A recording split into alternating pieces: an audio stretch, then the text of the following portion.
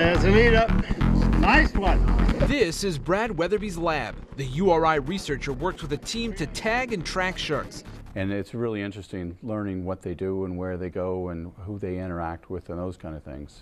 Great whites seem to be what most people think about when it comes to sharks, and they're definitely out there. There's white sharks off of Rhode Island. They go up to Massachusetts, so they're passing by. But Weatherby focuses on other, more common species that hang out off of our coast. What's out there under the water that people either know about or don't know about? Well, close to shore, there's sandbar sharks, there's sand tiger sharks. They get to be a decent size. They don't bite people very often. But they're around, and there's quite a few of them. And if you go farther offshore, there's a lot of blue sharks, very common blue sharks. There's a lot of mako sharks, and there's thresher sharks. They're pretty common. And that's where Brad comes in. For the past few years, he's gone out with a team from the Guy Harvey Research Institute out of Florida to catch mako and tiger sharks off Mexico and in the Caribbean and put satellite trackers on them. So then you see this.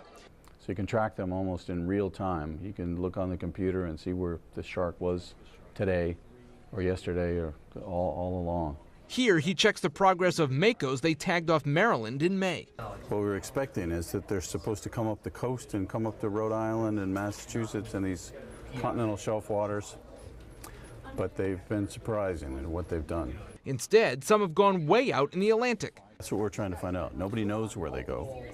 Everybody presumed that they go up here, but we tagged 5 of them and none of them went to that school. But others he tagged a couple years ago have made the more predictable migration from down south to New England. The goal of Brad's work, help protect sharks by learning more about them. Sharks are important. They play an important role in marine ecosystems. They're top predators, so they have a lot of interactions with a lot of different species, so they influence a lot of organisms out there. So they're important for the health of the ocean.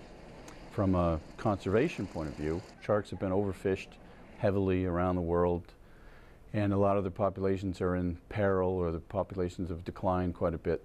So it's important to manage those populations. And Brad is also interested in what he says is scientific reality versus public perception. Sharks aren't particularly dangerous.